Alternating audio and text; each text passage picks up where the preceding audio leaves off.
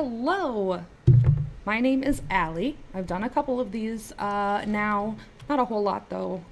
So if you are new to joining me, I tend to do a lot of streamings based around video games and the skills that you can learn about them or learn with them. So with that, I'm kind of starting a new series now, which is going to be really just going through the different video games that I've used and the skills that I've learned and just kind of showcasing what these games can do. So I'm starting with Assassin's Creed Origins today, and the reason is because it's, at least in the list of games that I want to do, it's probably one of the most controversial. Obviously, Assassin's Creed is its name. You are an assassin, and you go and kill people. But it's super educational in the sense of, with the last 3 games now, although the latest one doesn't quite have this released yet, they have something called Discovery Tour on them now, which I really, really wish they would have done back in, like, when they were doing the Italian Renaissance, because that one was my favorite. So basically, you can get the full game, or you can get just Discovery Tour. Discovery Tour basically takes out all of the gameplay in terms of like the storyline and the actual assassinations. Takes away all the violence and everything, and it's literally just a guided tour, through Egypt itself, giving you like short little history lessons, as well as like explaining the differences between like, hey, this is real life, but this is still a video game. So we kind of did this a little bit differently to make it, more entertainable. So it's kind of cool that you can go through that kind of stuff, which is part of the reason I love video games. When you boil down to it, it's not just, hey, we're playing video games. Like, I mean, most of the time, yeah, that's the gist of it. But stuff like this builds interest.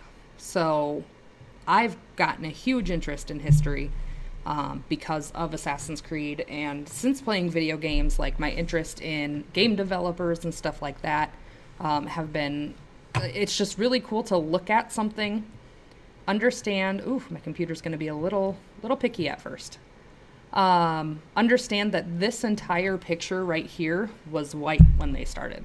Like, it was completely white. They built all of this. They made these textures, they went through everything, so like every single thing put in here is, oh my god, this was not doing this earlier. The little flowers and the fruit, those were put there for a reason, make it look a little bit more realistic. So it's just really cool with that. So this is how the game would look like if you were normally playing it. This is Ayat, and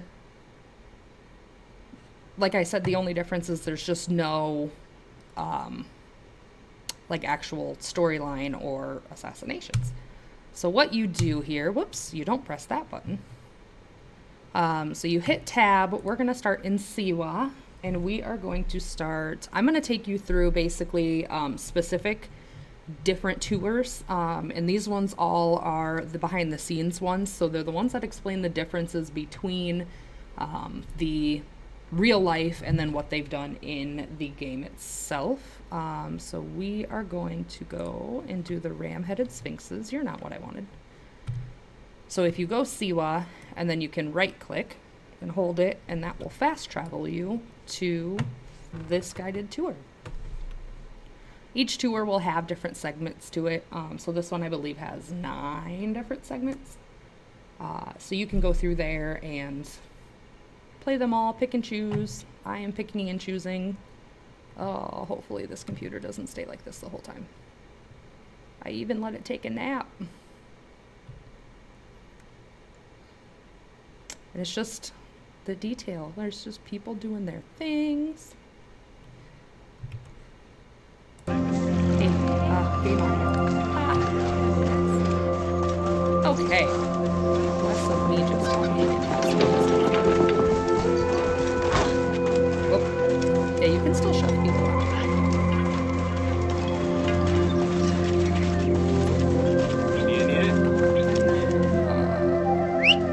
I can press Q and call my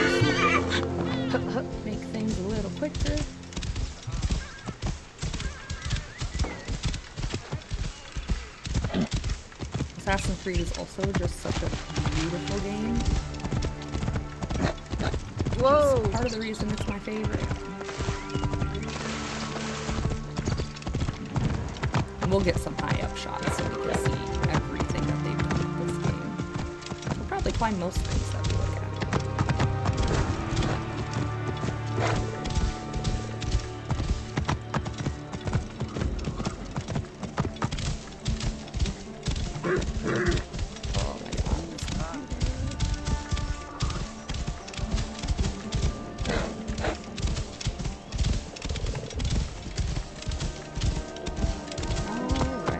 The first one I want to do is the very last one here. The Temple of the Oracle of Amun was built in the 6th century BCE by Pharaoh Amasis. In the game, its entrance is guarded by ram-headed sphinxes, the animal representing Amun. They were inspired by similar statuary located at the British Museum. Another option would have a Greek-influenced representation of Zeus Amun, a human-headed sphinx with horns. This representation of Zeus Amun was very popular in Siwa. So with these, I'm going to kind of let whichever part of the guided tour that I'm going play through, just to kind of show you guys what it does. So as you see, you show up and it kind of gives you the little, I'm pointing at my screen like you can see me, it kind of gives you the little behind the scene clip down there of what it is. And then you can hit space, and it gives you this whole, like, relic picture. Oh, my nose is itchy today. This relic, and then you have your text that you can follow along with, and it even gives reference to what the photo is and where you can find that item. So now, this is the fun part. We're gonna get off the horse. And we're gonna go climb things. Stand in a fire. You can climb pretty much everything in these games. Stop sneaking around you. That's one thing I kind of missed about the older games, is they were a little bit harder to climb things. You had to like actually figure out what you could hold on to. The pyramids in this game are like that, but everything else you pretty much just hold your button and climb. Anyway, this game is gorgeous. You can access pretty much anything on the map, which the map looks like this. So you can, I don't need that. So you can see just how big this map really is and all the things that you can do. You can go to all of these places. And there is really no loading in between. You're going to get some lag like I had, but there's really no loading in between. So it's just, you hit the right buttons. Oh my gosh. Yeah, it's pretty clear. So now we're going to tab again. That was the only one for Siwa that I wanted to show. So now we are going to go to Rediscovering Egypt. It's going to be a lot of jumping around. Obviously, there's no time to go through everything because this game is huge. It takes probably a good hour, more than an hour, probably a couple hours to go through everything for the guided tour.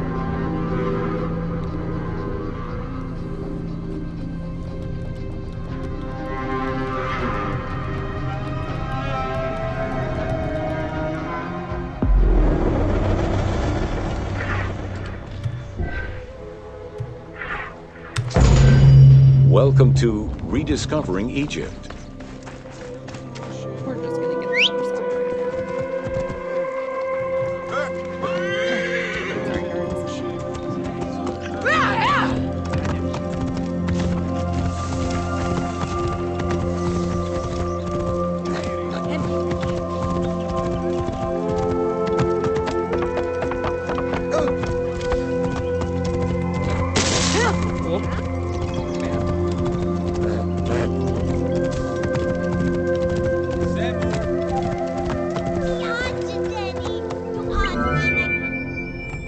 The team was thrilled to collaborate with Jean-Claude Golvin in order to recreate Egypt for the game.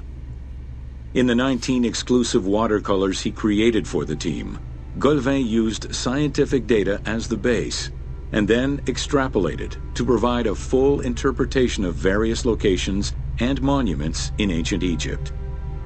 Both early sketches and fully rendered images were then used by the team as references while building the world of Assassin's Creed Origins.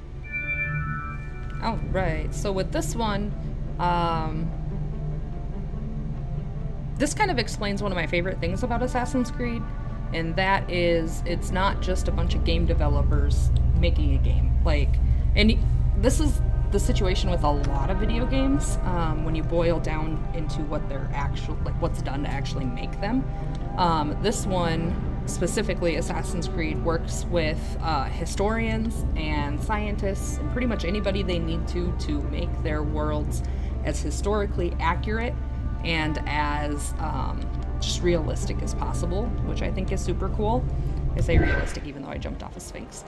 But yeah, so everything that you can do and see was not just game devs. They worked with actual historians who have researched this, and like you saw in that one, Jean-Claude Gauvin had maps. He studied and built maps of what Egypt should have looked like at this time, and I don't know, that's just super cool to me. So yeah, here is the pretty by the Nile. Got some boats. And you can, I don't know if you can do the full boats in this game. You can row littler ones, but there is a whole entire Assassin's Creed game based around being a pirate, which is not my favorite one because I absolutely hate steering the ships.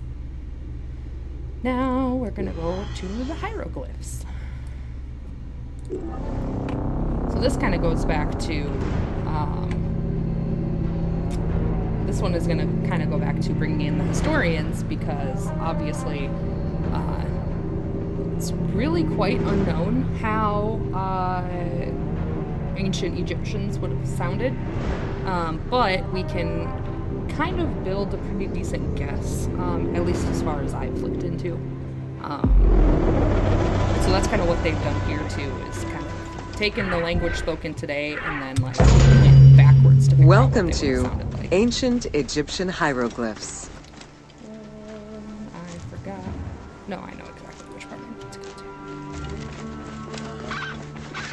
to. I was going to pre-record all of this, and then I decided that was really boring.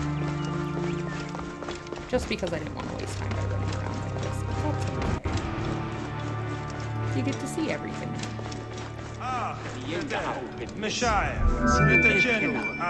While hieroglyphs and hieratic script give us an idea as to how the ancient Egyptian language was structured and written, the way it was spoken is still up for debate. The team opted for English as the spoken language, with the characters using ancient Egyptian and Greek words and accents. The language that is spoken in the background by the crowds is largely based on Sir Alan Gardner's Egyptian grammar. To help resurrect a dead language, we consulted Egyptologists and dialogue coaches to establish our target sound, and cast actors with Arabic, Hebraic, and African backgrounds to bring the game to life. That's another one of the things that I really love. You're going to hear me say that a ton about Assassin's Creed. But the fact that they actually cast actors that would fit into this time, so they were really diverse with their actors. It wasn't just white people, but it was a wide variety of people, which is much more realistic, especially since during that time frame. Actually gonna talk about it.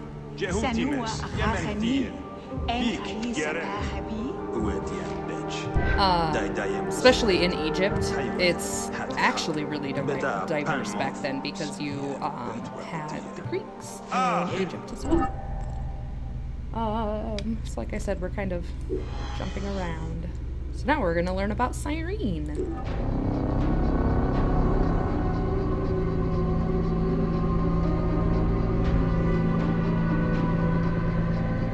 don't know if any of you guys have watched the Prince of Egypt, but it's one of my favorite chapters. Just completely, well, not entirely. It's really beautiful artwork.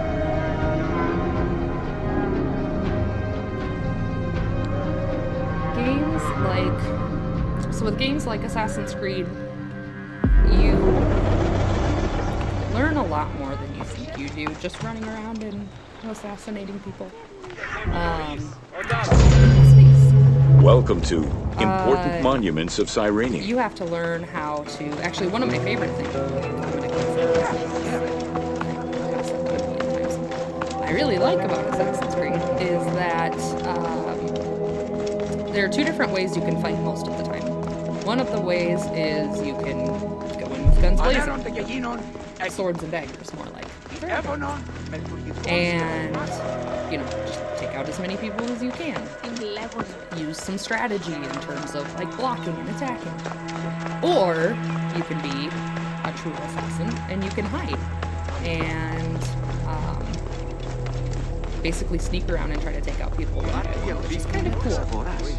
But that just leaves a ton of thinking and patience and everything that you have to do with it. So that's the kind of games that I enjoy. Since the original theater was close to the cliffside, the expansion didn't allow for a perfect circle.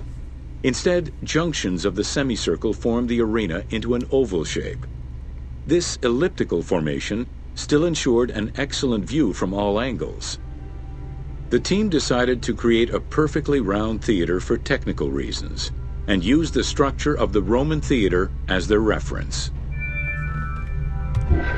So with this one, you can see that at least in the game here, it's this theater is pretty much a circle. So what they're saying is that in real life, it's actually more of an oval shape because, over to the end here, it's actually really close to the cliffside. So there's not really room for them to be able to build it the way that they originally wanted in real life. So in the game, they made it more circular, one, because it's just easier to code that way.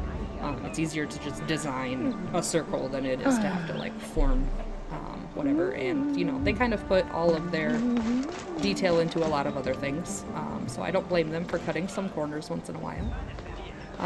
And then they did style it more Romanized, which is pretty accurate for the time.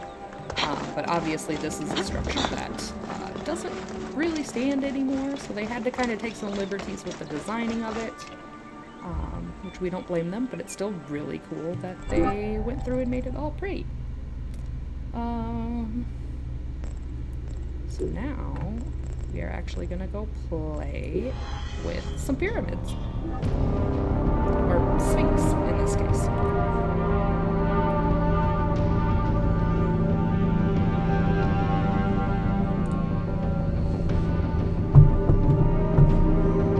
Excuse me.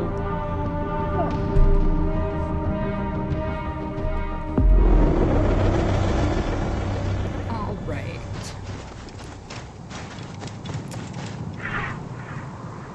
In one of my pre-recordings with this one, there was a random cat that showed up, and I'm gonna find that clip and I'm gonna play it in the next one because it was adorable and it followed me around for like 10 minutes and it was adorable. Welcome to Pet them. the Riddles of the Sphinx. We all know is the important thing.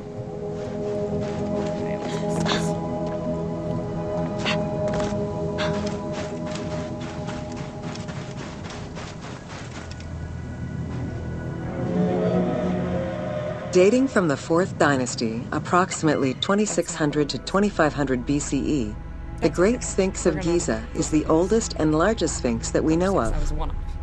Carved from a natural limestone outcrop, the Sphinx measures 19.8 meters in height, 73.2 meters in length, and 14 meters in width. It's a big boy. There's the Sphinx, and then you have one of the pyramids of Giza in the back. We're gonna go just backwards one, because that's the one I was looking for. Red had a strong symbolism in ancient Egypt. It was both the color of life and the color of death. It could represent the sands of the desert or the brilliance of the sun. Red was also associated with the god Seth, vengeful and destructive. The Egyptian word for red, Deshur, is also the word which was used to signify the desert, or the royal crown of Lower Egypt. In art, red was also the color used to paint the bodies of men, while yellow was used for women. It is possible that there were also color restoration efforts during the Saite period about 600 years before Cleopatra's rule, as indicated by notes on the inventory stele, discovered in 1858 by Auguste Mariette. It is because of this that the team made the decision to display it with its full range of colors, even though the Sphinx's colors would have likely faded by Cleopatra's time. So with this one, the game actually takes place during Cleopatra's rule. So this is basically saying like things were colored certain ways, especially the color red. Obviously right now we know the Sphinx doesn't have any color to it. It's kind of faded over time. But they've decided to put color in the game, make it look a little bit nicer, even though during the point that this game takes place, it probably wouldn't have had any color on it.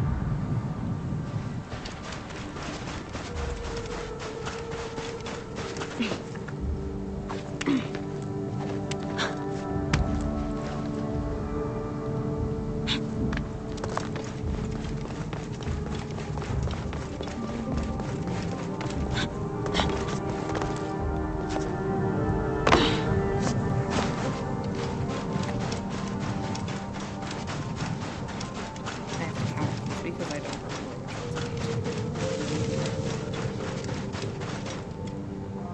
which ones I feel like this isn't right. Yay! Several Look at me, I can scientific projects using new technologies have been put in place in the past decades.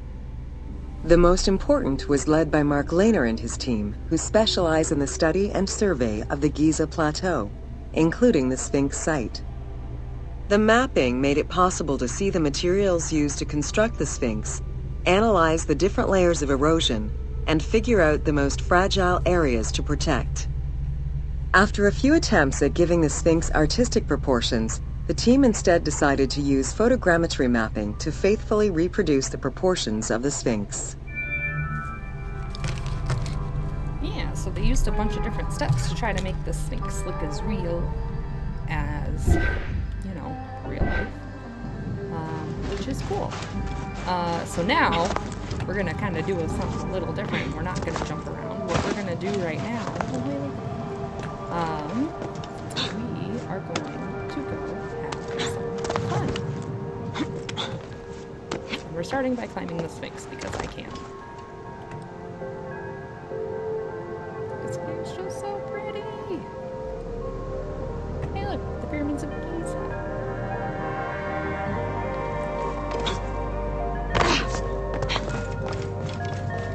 So, a fun thing you can do in this game is you can go inside some of these structures.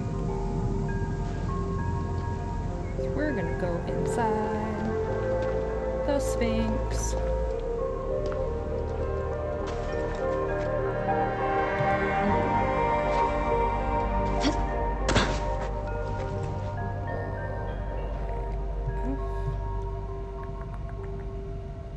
I don't remember how to bring out my torch. Oh, I don't need Senate. I need my torch. There we go. Okay. Now, obviously, in the actual game, there would be more of a point to coming down here.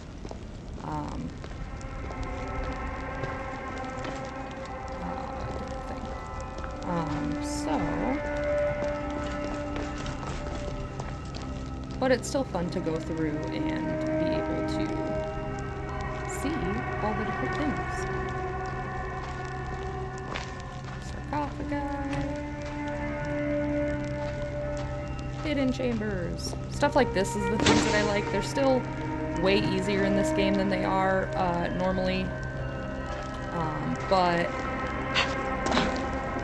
she did the thing where she broke.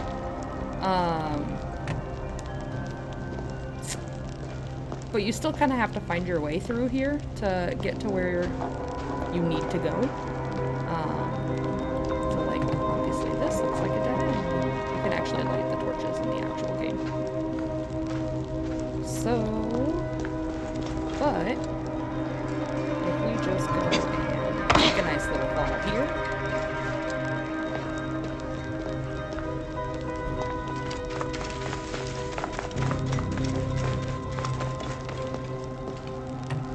can keep going down. Now, it kind of talks about it in a later one when we go inside the Pyramid of Giza. But obviously, a lot of these caverns, we don't actually know what they look like. But what they did in the game here is just try to make them as accurate as possible by going through a bunch of research and talking to historians. But of course, that doesn't always mean that these are 100% accurate, which, you know, I think to be able to climb and hang out inside of a sphinx and a pyramid is kind of cooler than it being historically accurate.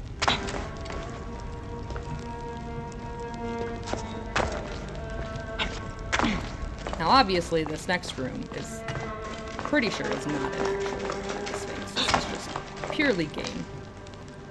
But again, fun. Yeah, there's like a big important thing you have to do in this one.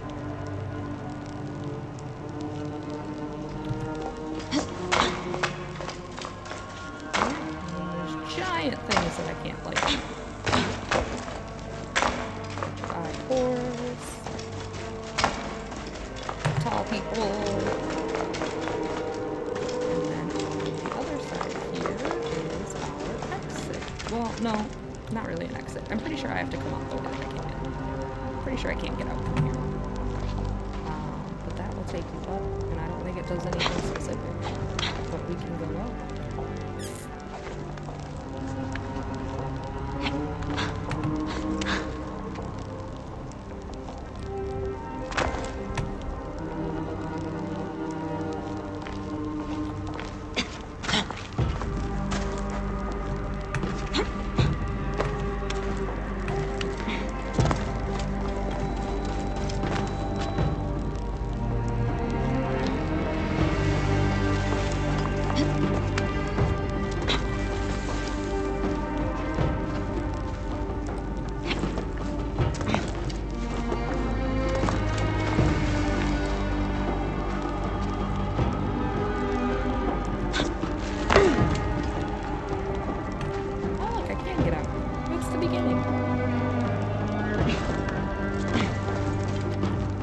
She's gonna have walking problems now because video games.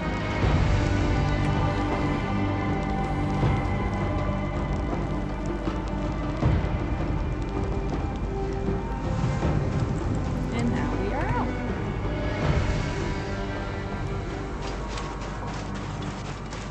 That one's small, but when you go in the pyramids, it's actually pretty cool. So now we're gonna go learn about Khufu.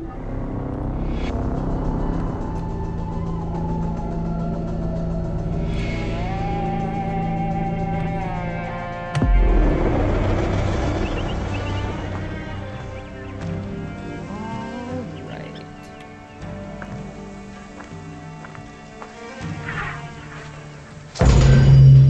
Welcome to Khufu's funerary complex.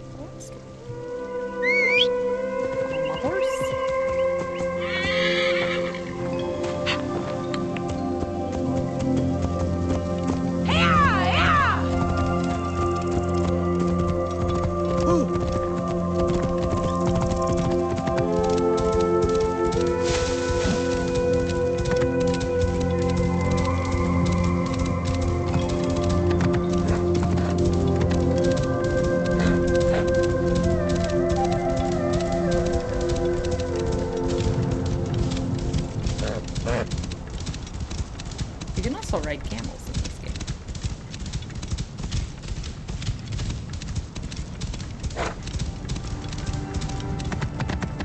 Whoa.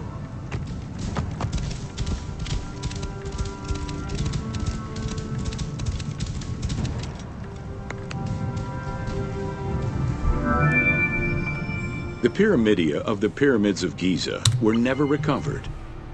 The reconstitution you see in the game is fictive, incorporating a golden pyramidion bearing inscriptions relevant to Khufu. So yeah, you can see in the game the pyramids are not only white, but they also have a gold tip. I remember years ago learning that there were some suspicions that the tips of the pyramids were gold, mainly because they're missing, and they've never actually been found, like it said.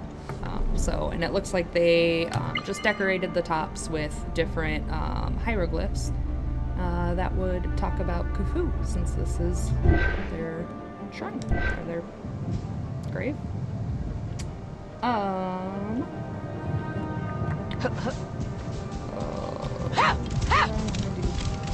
Both things. Whoa.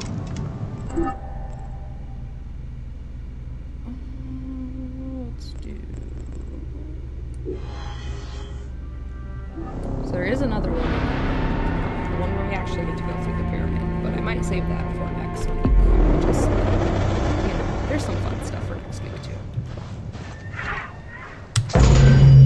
Welcome to Secrets of the Great Pyramid. Since she's broken, we're gonna use the horse.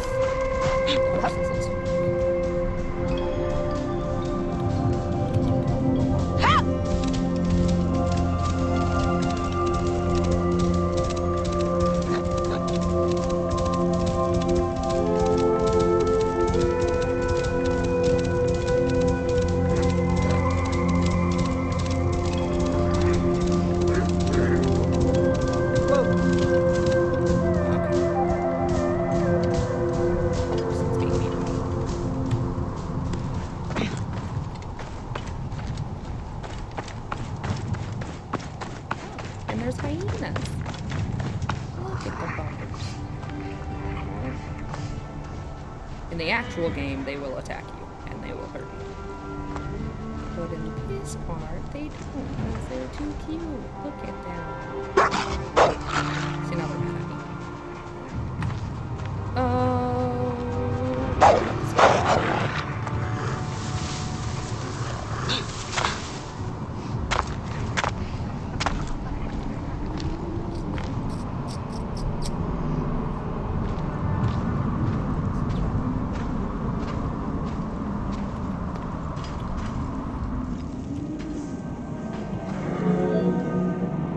Attempts to gain entry to the Great Pyramid and uncover its potential secrets continued throughout the centuries.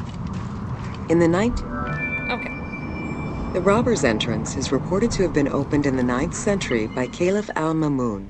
In search of treasure, the Caliph had his men dig their way inside the Great Pyramid. The most likely scenario is that they enlarged a corridor which had been created by tomb robbers during antiquity. As such, this is how the team can justify access to this wonder.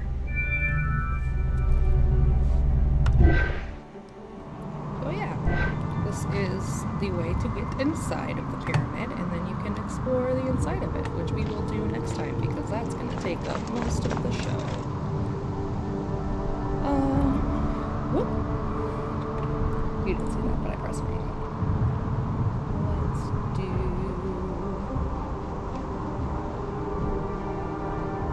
Let's go see something really cool. Press buttons I don't need to press. We are going to go to Alexandria, and we are going to go learn about the library.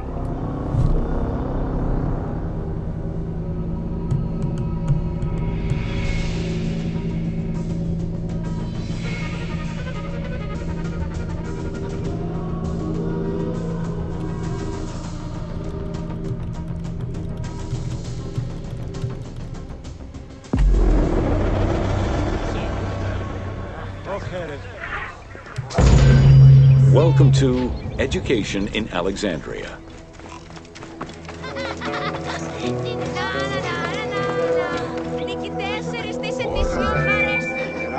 Here, both girls and boys are shown attending a class given by one of the rhetoricians of the era. The team made the choice to show both genders attending class within the context of the game world. Even though it is historically inaccurate, the team felt it was not necessary to prioritize historical sexism over inclusive gameplay.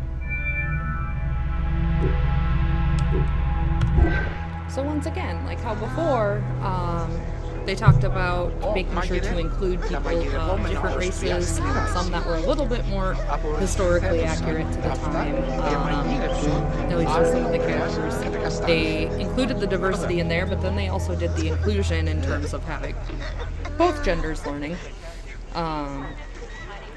which I think is really neat because, you know, we're in a different time now, and yeah, we want to be historically accurate, but are those the things that are really important? Those small, subtle details of making it historically accurate. Instead, I really enjoyed that they kind of made it fit to more modern times while still keeping it historically accurate.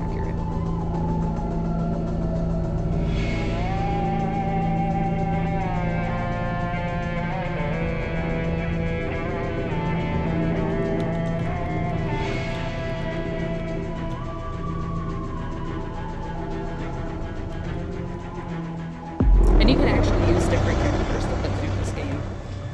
There is a whole list of them. So Bayek is the main character. Aya is his wife.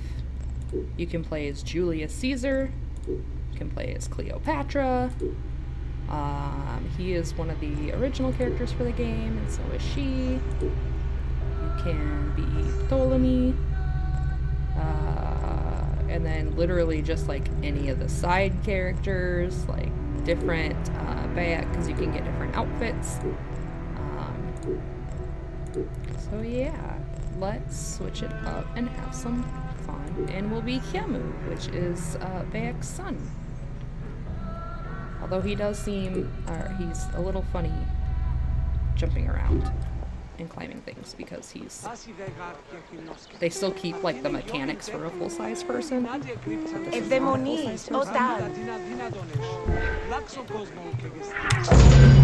Welcome to the Great Library of Alexandria.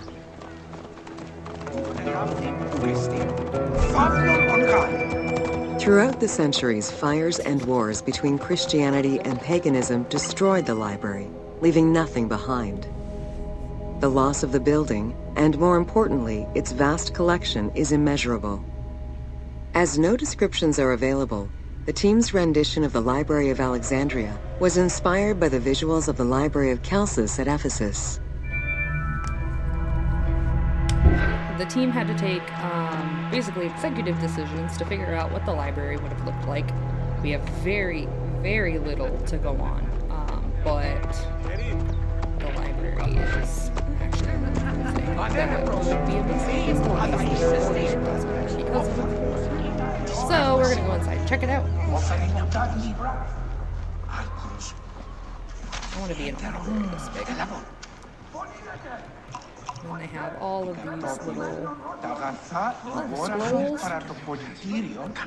tables you can sit at. You can't really run in here. You can, I think, no, it's not really good. I don't know if it lets me as camera. Alexandria offered unrivaled intellectual and cultural attractions. Eminent scholars from Athens, Rhodes, and other Greek centers traveled to the city to learn and engage with other free thinkers. Both the Moseon and the library were at the center of groundbreaking ideas and creative expression. Cute, so cute. We are going to climb. Adult mechanics. So let me...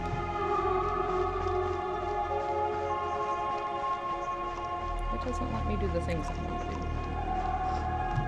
I wonder if it lets me attack.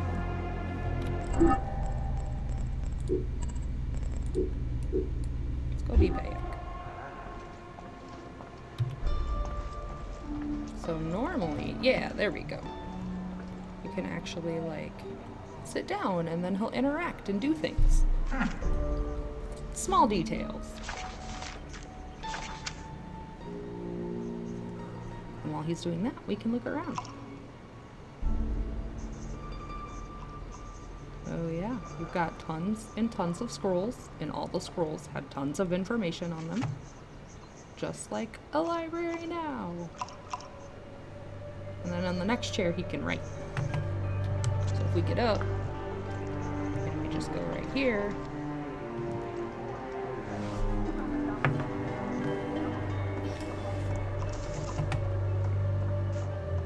Nope, he's just gonna read again. Alright. Thanks, Bayak. It looks like he doesn't know how to read that. Like, what is this? There he goes.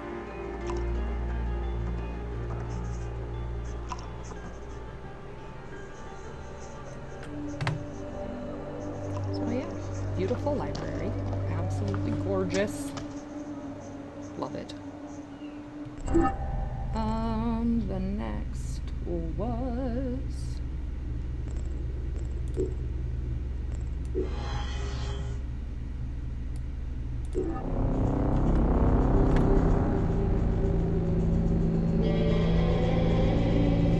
This is perfect.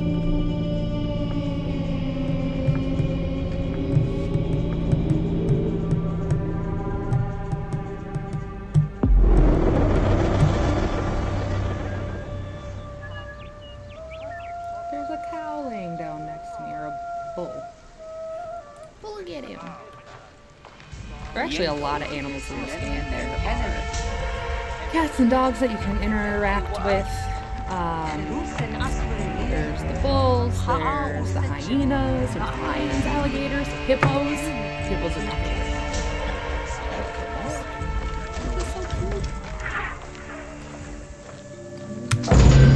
favorite. Welcome to Temples and Rituals of Ancient Egypt.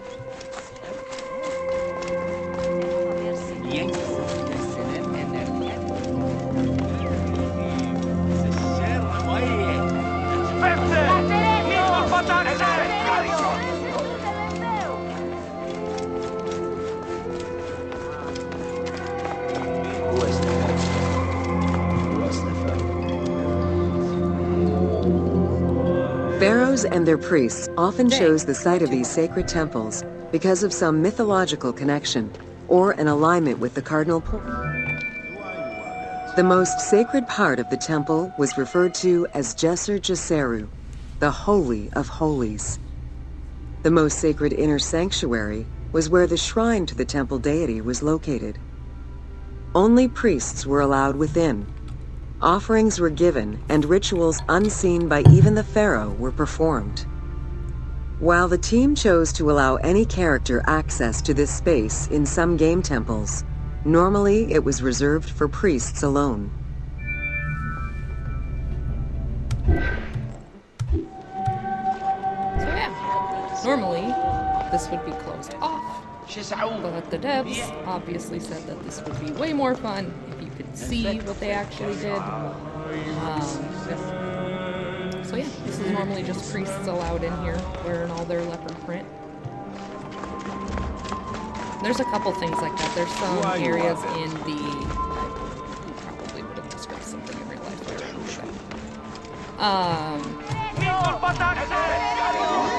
Normally, where is it?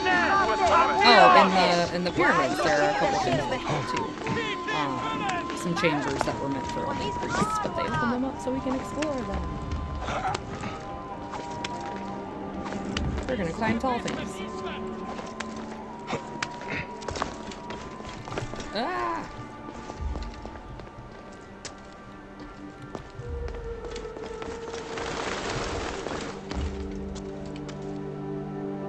We were over there.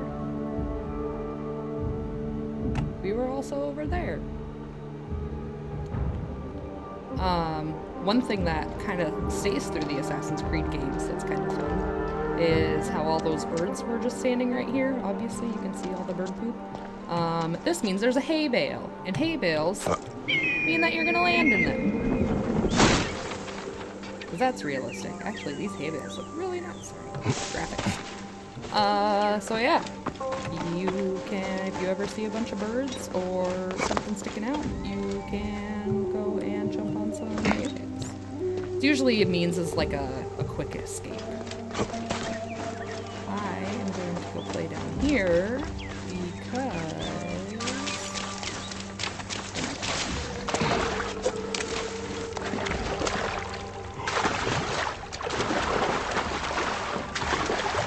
in some of the older games you actually couldn't swim. You fell in the water. It's very refreshing.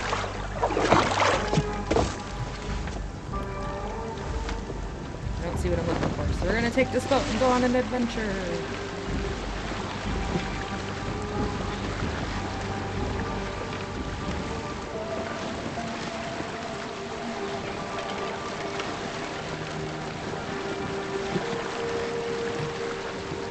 I've actually been playing Sea of Thieves lately, which is a lot more fun than the version of Assassin's Creed where you are a pirate, because that game is hard.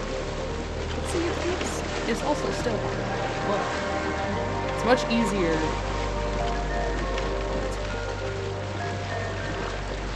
Much easier to pilot the ships.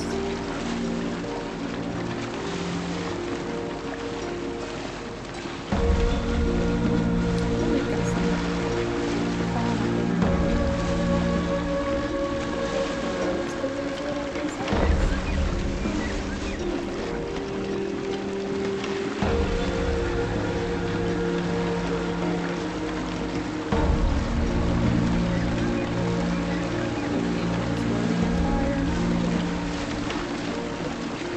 most of them.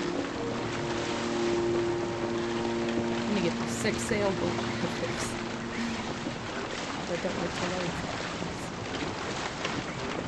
Where is it I'm looking for? There they are.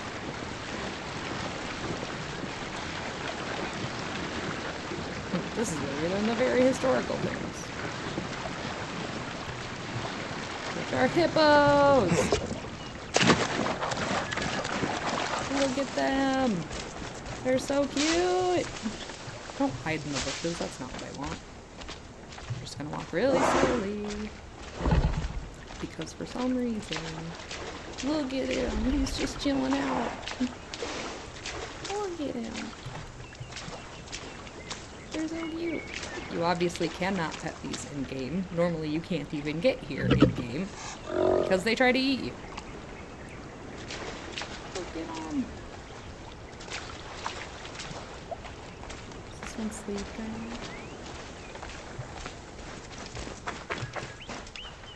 Nope. That one is not sleeping.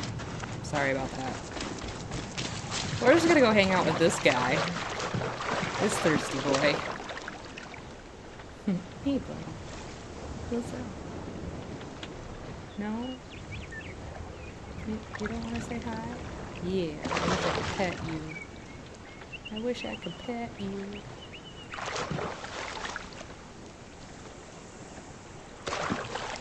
I feel really bad for that one.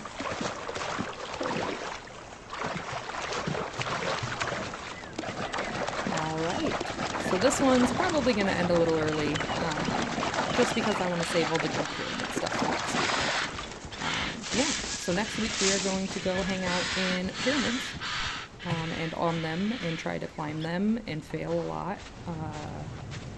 Because those are one of the actual climbings that are pretty true to the old games. But yeah, thanks for joining as we learn some things about history and learn how people get to take their own liberties with video games, which is fun, but it's also really fun to make them as historically accurate as possible and like all the lengths people go through to do that. It's just super cool. Should we see if we can climb on this boat?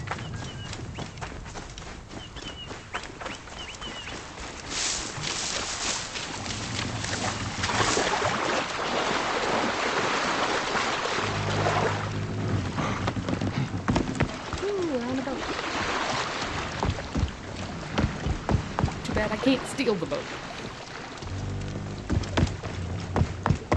Oh, I can't even get below Dad. I didn't even need to climb this because he's docking.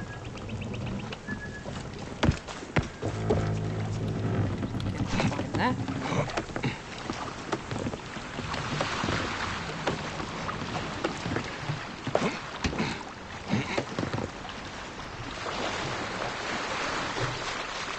No, we're not even gonna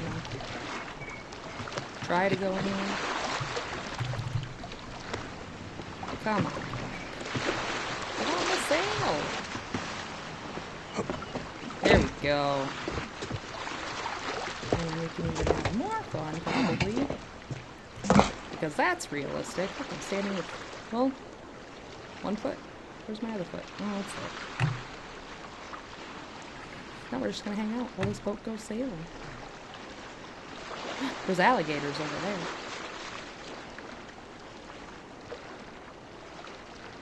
Is that a kitty? Is that a kitty or is that a lion?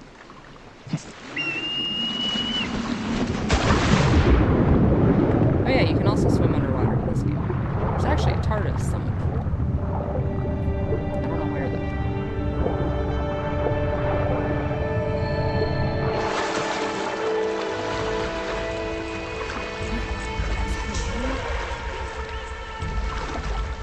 Look at that.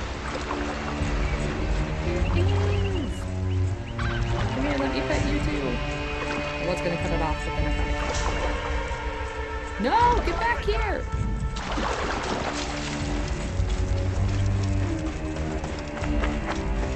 Take me to your bride. Oh, it's a jaguar. It's not even a lion. I forgot those were in this game. Hi, baby. Where are you going? We gonna go hang out and get those snugs.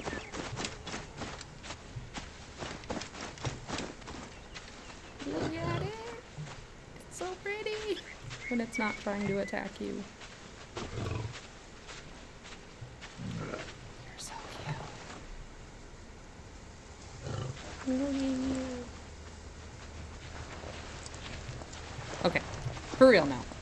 Thanks for joining. I will see you guys next week, Wednesday at 6:30. We're gonna go climb through some pyramids, and I am gonna be really sad that I can't snug this jaguar.